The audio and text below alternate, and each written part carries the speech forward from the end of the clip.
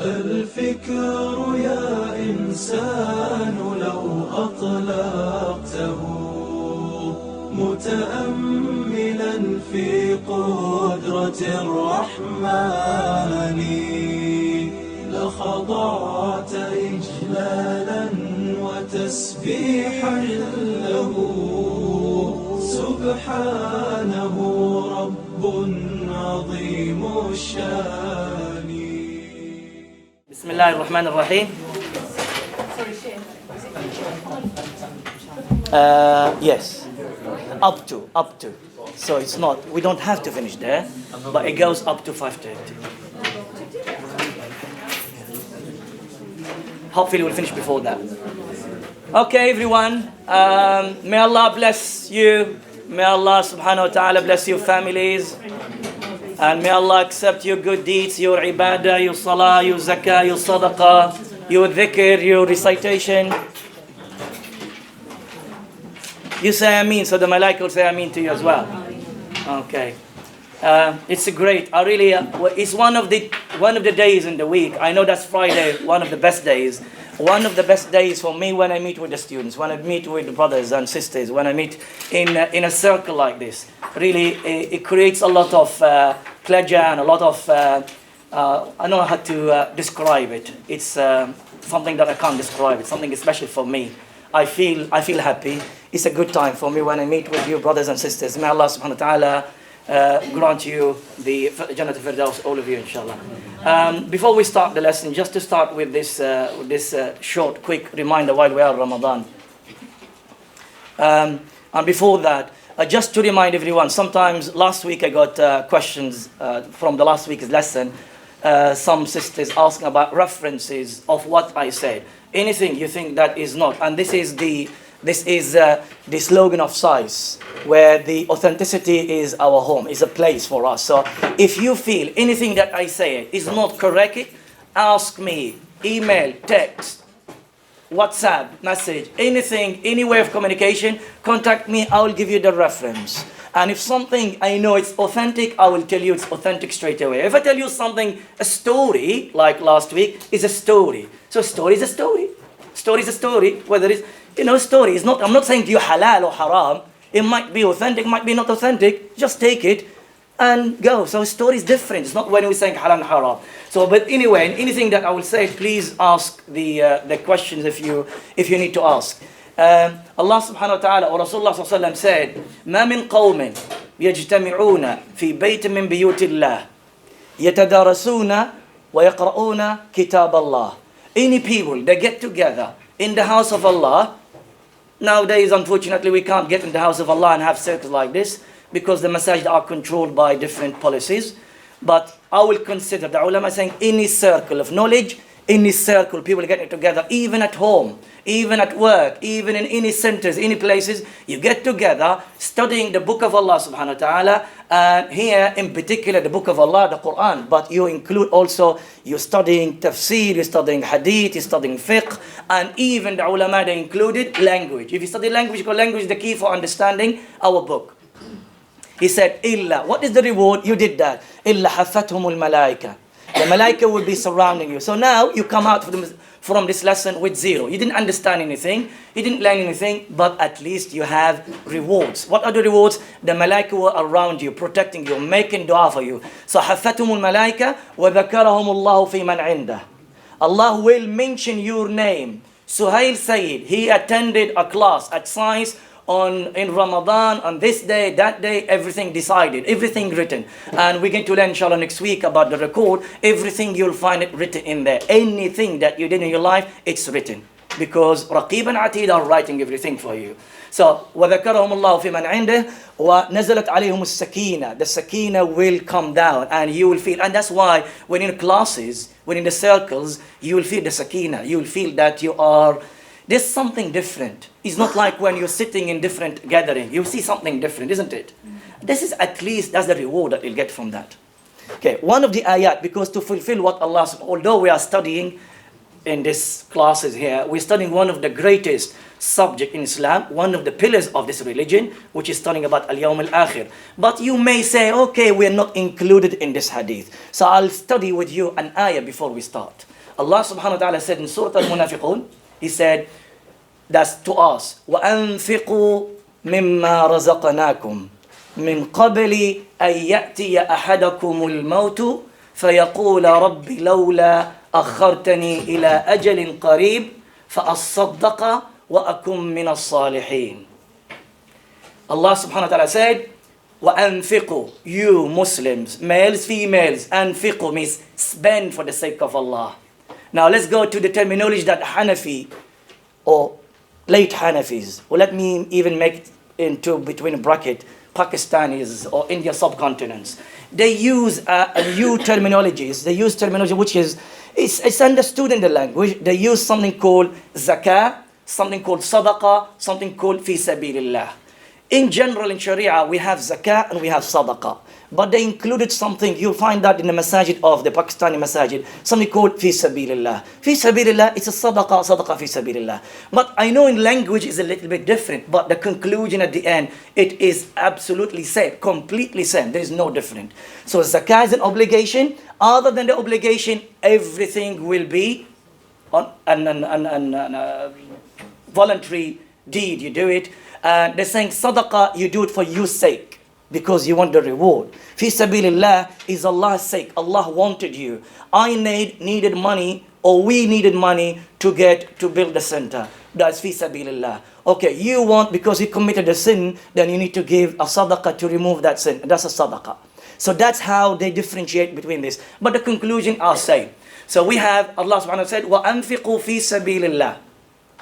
Give a charity in the sake of Allah. Min qabli. This is a reminder, and we're talking about al-Yawm al-Akhir. I'm linking everything with my lesson. Min qabli an ya'tiya ahadakumul maut. Before the death comes to you. I'm reminding you, give fi sabilillah. Spend for the sake of Allah. You will find it. You will get all of this Yawm al-Qiyamah. Min qabli an ya'tiya ahadakumul maut. When the death comes to you, it will be too late.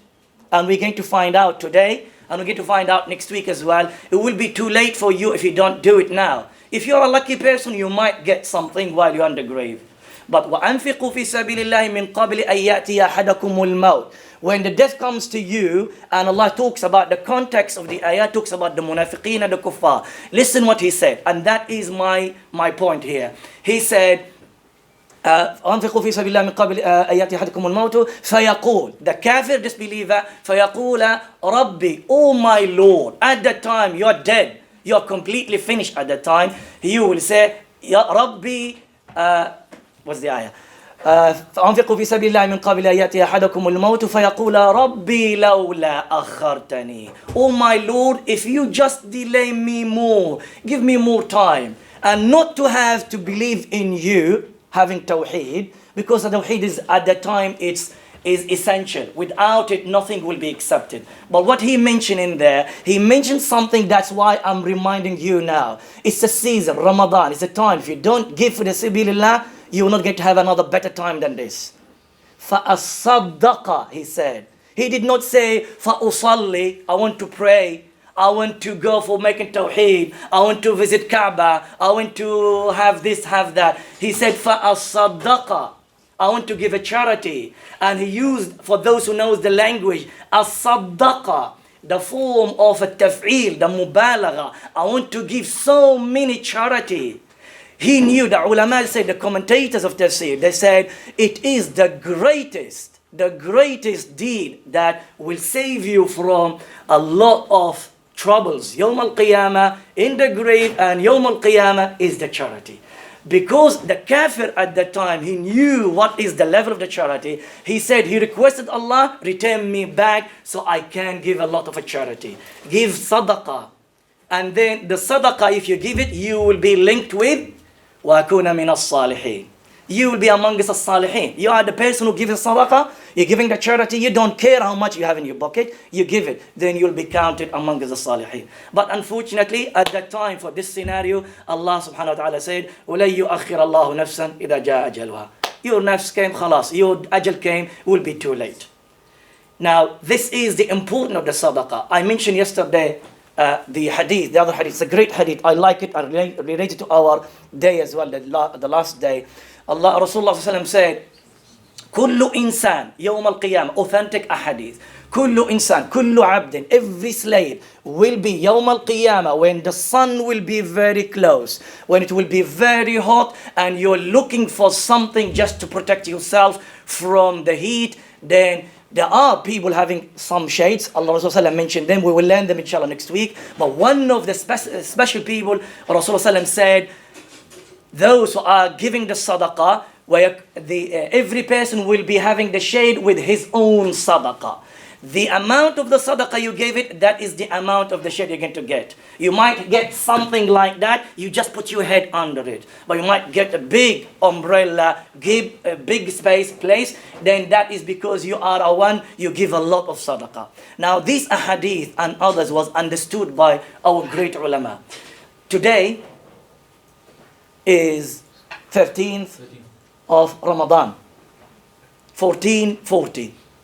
You are talking about over 1,000 years. 13 Ramadan, 181.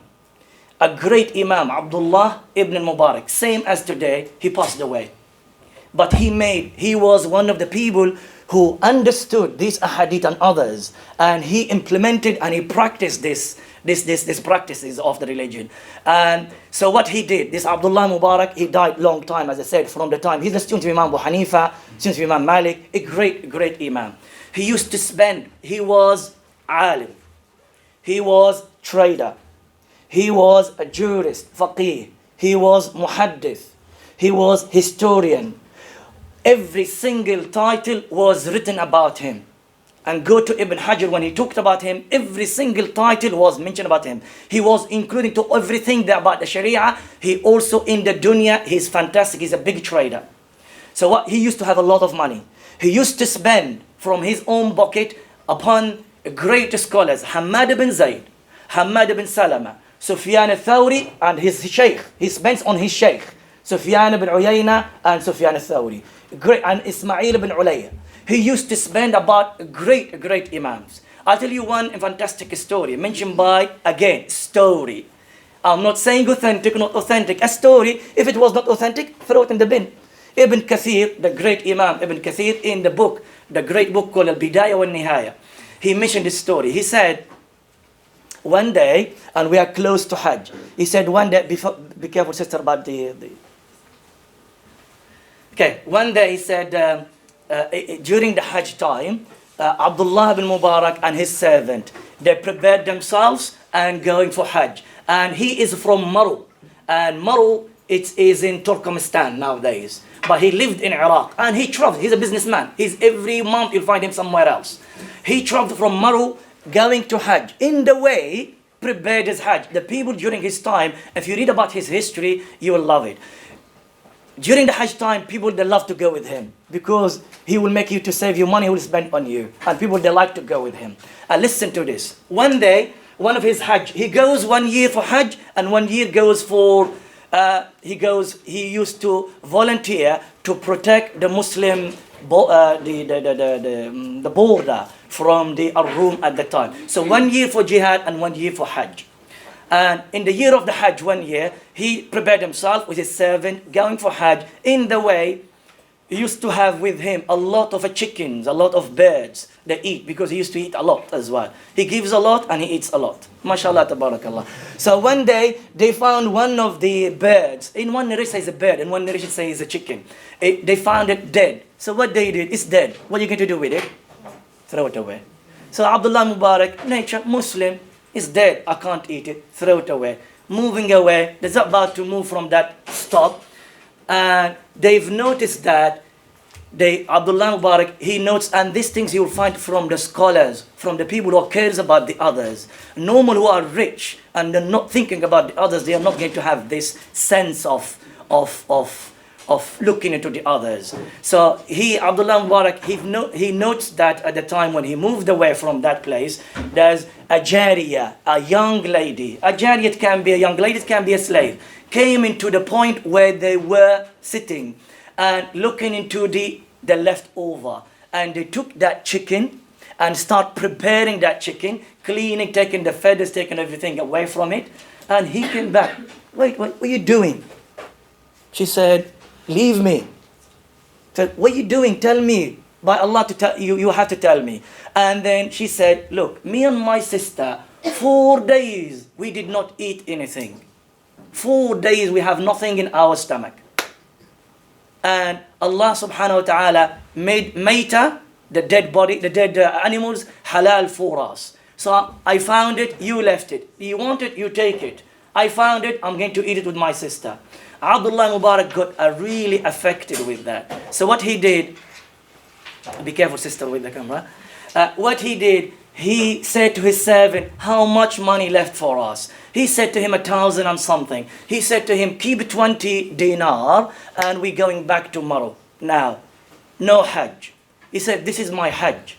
He gave all what he had on that day to that slave, person, poor, and he gave it to her. He said, no hajj for me, and this is my hajj. He went back tomorrow. People, they thought that he went for hajj. He hid himself, and it was mentioned some narration that people, they saw him in hajj.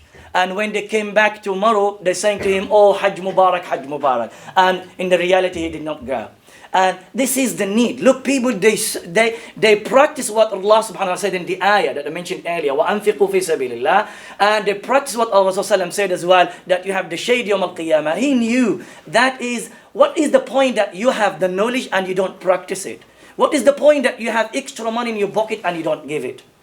And I'm not going to say to you, if you already booked your holiday for this summer, if you already booked for your Hajj in this summer as well, because the Hajj will be in summer, then it's too late. But if you did not do that, then please, I would request you to come forward and give us some money. Not to me, I don't need it, but for I need. We need to establish our center in this area. Come forward and save that money that you're going to spend it, like Abdullah Mubarak. He's going for Hajj. He will be returned from Hajj as the day when he will, as if he born, a newborn person. But he gave up all of that and he gave it fi sabilillah. So do like Abdullah Mubarak. Save yourself for when the day of Yawm al-Qiyamah, you remember this minute. You don't need to make it public. If you want to come to me later on, we have some cards, we have some leaflets. Later on you can take them from Brother Amin, or come to me if you want, and please come and help us. I'm really pushing, and you might get bored with my words because I said that last week and keep saying this. Next week you expect that again. Okay, we'll stop that here, inshallah. We'll start our lesson. This was a starter to get everyone come, so alhamdulillah, so help everyone. Everyone's here? Okay. Bismillahir Rahmanir Rahim. So welcome everyone. Maybe some of you don't know the school called SAIS, School of Arabic Islamic Studies. We're saying INAID, so people think that I'm from INAID. I'm not from INAID. I'm not taking any commission. Do I take any commission from you, brothers? No commissions, no cut, nothing. It's all fi sabilillah. This is, I think everyone will say that. Alhamdulillah. Okay, I hope that just we manage to do something, inshallah, at the end. Okay, so our second day, we're going to talk about the world of al-Barzakh. And it is the grave. I did request some families not to bring their children because I felt that might be a little bit scary, a little bit. So some families, they said, we want our children to come, and they're okay. So alhamdulillah, you take the responsibility. I just suggested that, but it's fine, inshallah. So our objectives today, we're going to talk about the meaning. What is al-Barzakh? So we're going to talk about the linguistic meaning of al-Barzakh. I think it makes sense to go through that. We're going to talk about the Islamic meaning of al-Barzakh and how it used in the Quran, how Allah subhanahu wa ta'ala used the word al-Barzakh in the Quran 3 times and in the Hadith as well. The reality of al-Barzakh, how Muslims they look to al-Barzakh, and then the types of people in al-Barzakh, and then we're going to have so all of that introduction, and then we'll start the journey. Which is the grave. And the journey of the grave is quite long, so I can't really mention all the objectives there. Okay, so before we go into that, I know some of you are new, and this particular topic today and next week is very important to go back into to what we learned last week about the 5 principles. Do you still remember them? Okay, let me have one from the brother's side. Okay, you shake your head, brother. It is one of the 6 pillars, Sheikh. There is a faith. Okay, no, the principles that you need to consider them to, because of the issue when you talk about. Okay, I think maybe you missed. Believing in the last day. Sorry. It's correct, but not this what I need. Belief in the unseen.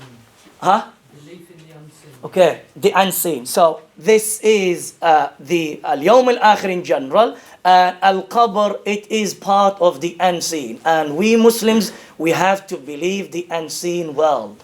And how is it? Other than what Rasulullah mentioned to us, you don't need to go into that details. But we believe in that. Allah praised us. الَّذِينَ يُؤْمِنُونَ بِالْغَيْبِ. Okay, that's one. Two? Huh? The unseen world was explained by the Prophet ﷺ, and whatever was explained by the Prophet ﷺ, and we believe there is enough explanation for the Prophet ﷺ, and we should take that. No more than that. We don't need to use anything else. Three? We shouldn't try to think too much about the unseen. Excellent. It is the aql. The aql give him break at that time. The aql, when you come to the unseen, say to him, relax. It's nothing for you to go and deep in there. So no philosophy in here. Just take what Rasulullah said, take what Allah subhanahu wa ta'ala said, and that's it. Enough in there. Four? Believe in everything. Believe in everything mentioned about al-Yawm al-Akhir. That's one part of al-Yawm al-Akhir, which is al-Qabr or the Barzakh. Believe in everything. Don't take some and leave some like the Yahud. Okay. يُؤْمِنُونَ بِبَعْضِ الْكِتَابِ وَيَكْفُرُونَ بِبَعْضِ. The last one, which is the most important part in this today's lesson, which is the ahadith al-ahad. We mentioned al-ahad last week. We Muslims, we Ahl Sunnah, we take ahadith, the ahadith which is narrated through the ahad style. We believe in this ahadith. We don't say we use the ahadith al-ahad in fiqh, in salah, in zakah, in hajj, but we don't use them in aqidah. We use them as authentic. We have to take them and we use them. Okay, these are the 5 principles. Good that you still remember them. So we have the ahadith al-ahad, we have the aql, the unseen belief, and we have explained by the Prophet ﷺ, believing in everything mentioned by the Prophet ﷺ. Okay, that's good. Now let's go to the first point. What is al-Barzakh? The word al-Barzakh or the word al-Barzakh. I said here, in order to understand the full meaning of al-Barzakh, then we need to discover the 3 points that I mentioned in here. The linguistic meaning, I mentioned earlier, Islamic meaning, and the Quran, how the Quran used it. So the first point, the linguistic meaning of the word al-Barzakh. I said, is there anyone who speaks Persian here? Anyone? No one? No. Okay, there's someone there. Okay, the word al-Barzakh by origin is a Persian word, and it's not an Arabic word.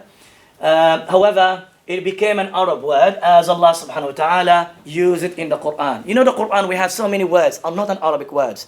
Our terminology, some of them are terms and words, nouns. Allah subhanahu wa ta'ala used them, and the Arab used them before that as well, before the Quran was revealed. And these words, we call them in Arabic language, we call them mu'arraba.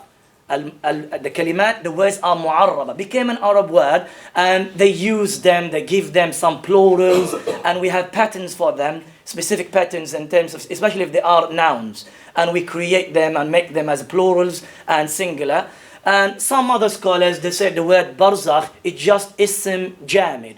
A noun which is a frozen noun, you cannot create, because usually the nouns, you can create other words from the root word. But barzakh is only barzakh. We don't have anything from there. And also if you go back into the dictionaries, you're not going to find any poems or anything mentioned about the barzakh. Other than what Allah said, nothing else. And it is a Persian word, it's not an Arabic word. Okay, it means in Arabic, how they use it when they use it in Arabic language, we say al-hajizu bayna shay'ain, means separation or a barrier. When you're making the barrier, when you make a separation between, like some people are making a very solid wall or something between sisters and brothers, they're saying, oh, segregated, or they're making something that want to segregate between A and B, that is a hajiz, that is called barzakh. You're making a barzakh. You're making a barrier, or you're making a separation between A and B, between a part and another part. And here you're making a separation between the hayat al-dunya, the life that you are acting and moving, and the other life, which is the yawm al-qiyamah life. Okay. What is the Islamic meaning of al-Barzakh? The general meaning of al-Barzakh, and mentioned by all the scholars, is not like when we talk about al-Yawm al-Akhir, we have different views, different words, different long definitions and short definitions. Here we have fantastic definition, really fantastic one. The period between death and resurrections. So in between them, that is the world of al-Barzakh. From the time of death, even if the person, the deceased, was not buried, even if the person is not in the grave, she is in the world of al-Barzakh until the minute when Allah subhanahu wa ta'ala raises everyone from the graves or from death. So that is the world of al-Barzakh. Even for those, we include here those who are eaten by animals. There's no really body for us there. Nothing in there. They've been burned. There's nothing for the body in there. They're also dead. They are dead. They're also in al-Barzakh world. Although you don't see their bodies. And that's what we said earlier. Don't use your aql. Don't tell me how. Because we are not allowed to use our aql in here. You have to accept it. You have to accept that's how Sharia is. You have to believe in that. There's nobody in there, but the person is in the world of al-Barzakh. Okay, then he or she will be having a ni'mah, blessings, or a punishment, as we'll be learning later. So al-Barzakh here, from the definition that we mentioned earlier, you can, it's not very clear, but you can understand, or also at least from my explanation, you can say that al-Barzakh are two. We have zamani, which is to do with the period, time, and that is the main thing when we refer, and when we talk about al-Barzakh, we refer to the period, the time, but also we refer to the place, the makan.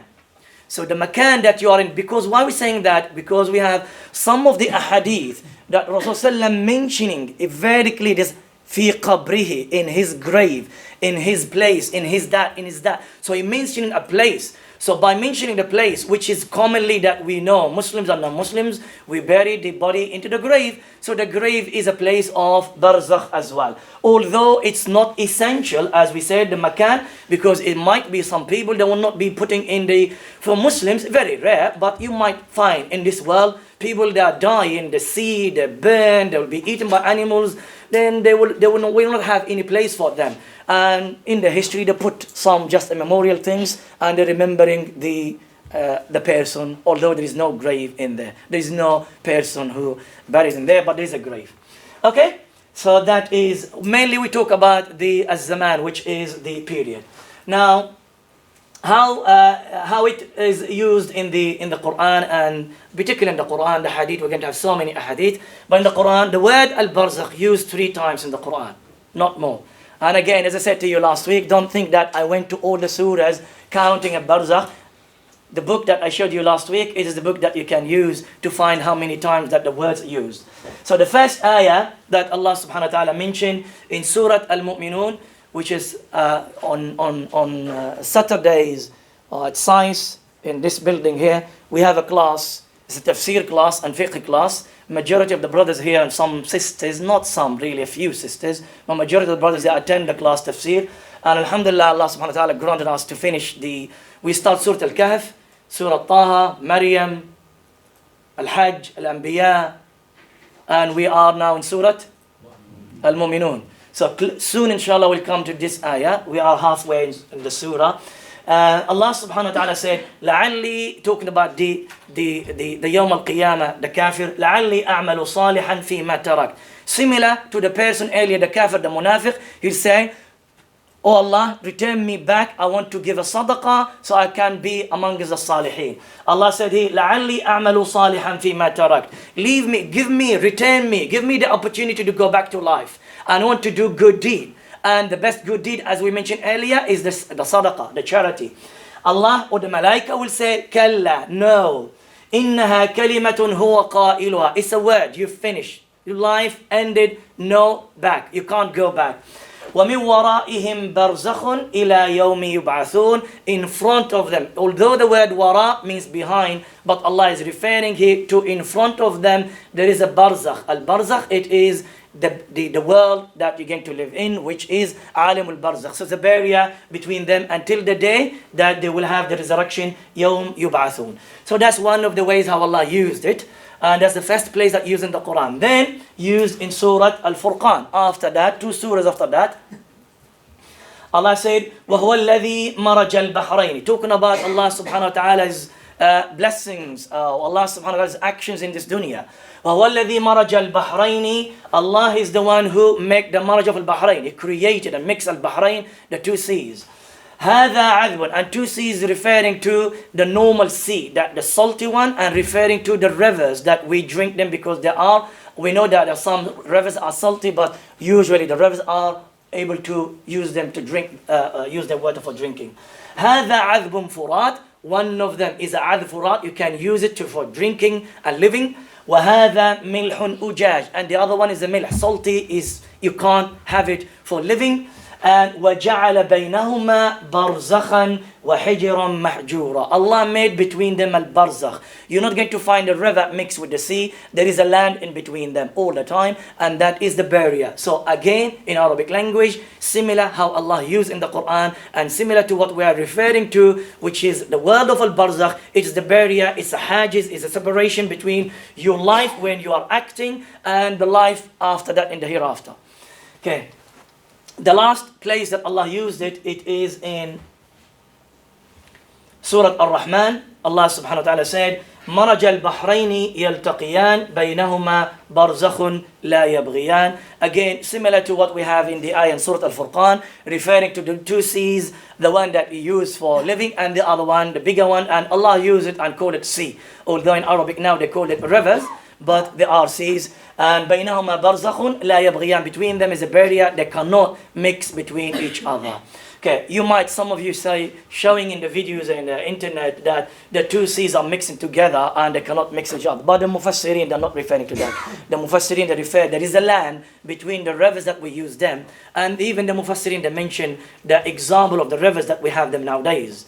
Like in Iraq, we have al-Furat, and we have Dijla, we have al-Nil, we have the rivers that known in Arab countries. And they mention also the seas. They're talking about the Red Sea and talking about the ocean as well, in the Indian Ocean. So they mention some examples, even the Mufassirin themselves. They're not referring to what nowadays people are referring into there's a place in the world where the 2 seas are mixing together and they cannot go into mixing completely. They will have a barrier between them.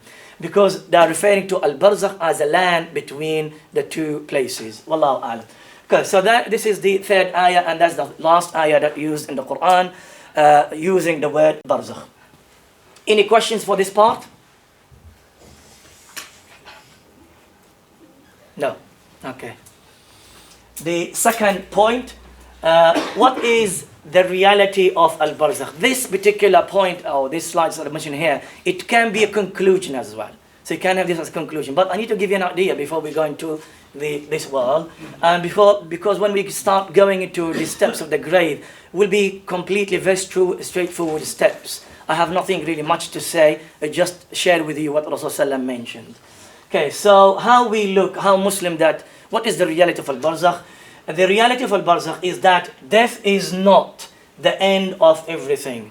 Al-Barzakh will show to us, when we learn about al-Barzakh, will show us that death is not everything. Yes, it is the end of your actions in dunya, although it's not really the end of all the actions. As I said to you earlier, you might be a lucky person, and you will still, while you are in your grave, you will still continue receiving good deeds. And these good deeds that you receive them while in the grave, you will see, not now, when you're in the grave, you will see the effect of these good deeds.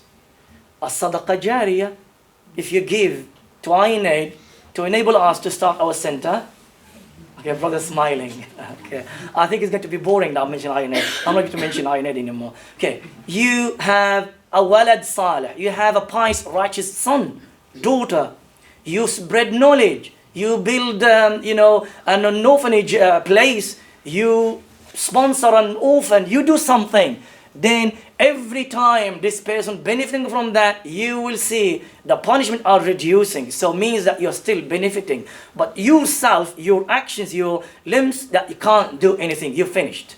Okay. So it's the death is not the end of everything, although it is the end of doing directly yourself good deeds. In fact, the human will temporarily move to different life. Temporary because you will be in a different world. Is that temporary, waiting for the resurrection, and then you go to your destination. And we pray that Allah subhanahu wa ta'ala in this blessed day, that on this blessed month, to grant us Jannat al-Firdaus. We only know as a reality about the al-Barzakh, we only know that what the Quran and the Hadith mentioned about it. More than that, no need for the aql to go into that and explain other things. Only what the Quran and the Hadith mentioned. Therefore, we really do not know the reality. Meaning in here, I got short of words in English. I want to say here, the kayfiyya. The word, because I used the reality earlier, I want to talk about the kayfiyya. Al-kayfiyya how? Because later on we're going to talk about some actions, the ruh. You might ask me, is the punishment on the ruh? How the ruh will go out and the ruh will return? How? I'm a doctor. We have doctors here. You might say, no, the ruh comes out, khalas, finished. Don't ask me how. Ask Yawm al-Qiyam, ask Allah how. This is a hadith, these are ayat, this is the belief of the Muslims. We believe in that. Yawm al-Qiyamah, ask Allah subhanahu wa ta'ala how. If you believe Allah subhanahu wa ta'ala can change the world in a second, in just between the word kun, then believe about that He can take the ruh and He can return the ruh. Isn't it? And that is the difference between us and the Kuffar Quraysh. The main debate, as we mentioned last week, about Muhammad sallallahu alaihi wasallam and the Kuffar Quraysh is Yawm al-Ba'th, is the resurrection. They said, how that the bones are finished and dead, and you go into the grave, and you're saying to me that you will be returned Yawm al-Qiyamah? No. That's something that I can't believe in it. They use their aql. Don't use your aql in this. Okay. So I said here, what we know about al-Barzakh can be summarized in a very few points, but we get to learn a lot today inshallah. It can be summarized in a few points in here. And the starts of the death of the person till the resurrection, that is al-Barzakh, as we said earlier, definition of al-Barzakh itself. And then it is a stage or a period or a time stage that everyone has to go through it. Everyone will go through this stage, including the Anbiya. The Anbiya, they will be put in the grave. We know the Anbiya, they are living, but they will be put in the grave, isn't it? So they will have a certain of experience with that. We're going to talk about that inshallah later. The life, however, the life in al-Barzakh depends on one's action in dunya. So although we all going to go through this stage, we're all going to go to the grave, but the states are, you're going to find two graves next to each other, and this one are living in a situation not like this one. They will be completely different. And all to do with what? Not what qualification that you had. It's not where do you live. It's not what's your nationality. It's not how much that you have or you earn a day or a week or a month or a year. It's your actions. It's all to do with the actions. So it's really is a chance for us. Now we have the reminder, we got the chance, alhamdulillah, we're still alive. We need to do as much as we can if we want to have a better situation in the grave. Okay. Types of people in al-Barzakh. Before going to the journey, I think it's good to have an idea about, because I did some of the points in here because I tried to understand the students. You might create questions. I said to avoid these questions, let me explain them in here so I can answer your questions in my explanation. You might say, oh, what about children? Oh, what about the kafir? What about this? What about that? Now, the types of people in al-Barzakh, we have men. All types of men here. Believers or not believers, I will get to learn that later. Al-Atfal, the children. Because you can't say children, can't put them in the graves. They're going to go in the graves, isn't it? We have to put them in the graves. So children will be there as well. And we have women. So don't say, oh, it's too harsh. It's for men only, not for women. The hadith that we're going to mention earlier, I did a little bit of a change. Although the hadith and all the hadith that mentioned by Rasulullah referring to the male, referring to the masculine pronoun. But this is, I'm going to talk to people who they don't know Arabic. Majority of you. and all the translations of the books, Sahih al-Bukhari, Musnad Imam Ahmad, all the ahadith of al-Barzakh, all the books, I didn't like the translations. And that shows just to encourage everyone to learn Arabic. I didn't like the translation because what they translated in there, they're referring to the men. So what about women? Are they saved? They have nothing. But the men and the women all together are included in the hadith that we get to mention them later. So all the punishment are mentioned in the hadith, although Rasulullah, that's an Arab style. He's referring to the male, but he's including the female. But the translators, they're using the men. So what about the women then? They don't include them, and that's wrong translation. Okay, we have amongst the al-rijal, al-atfal, al-nisa, men, women, children, we include the believers and the disbelievers, and the munafiqeen, the hypocrites as well. The ahadith mention a third type. The third type, I think they are included among the kuffar as well. He mentioned the hadith, the amount of the hadith that we have them in the al-Barzakh, the word of al-Barzakh, you will find the word al-kafir, the disbeliever, al-munafiq, the hypocrite, the person who's a munafiq, and then thirdly you will find al-murtab. Al-murtab, the one who has got doubt. And the doubt about Allah, or doubt about Yawm al-Qiyamah, that is kufr, as we learned last week. So he's a kafir at the end. But you can include the word al-murtab in there. So here we included all types of people. Okay. ختامها صلوا على ناصر الدين محمد رسول الله عليها السلام محمد رسول الله عليها السلام محمد رسول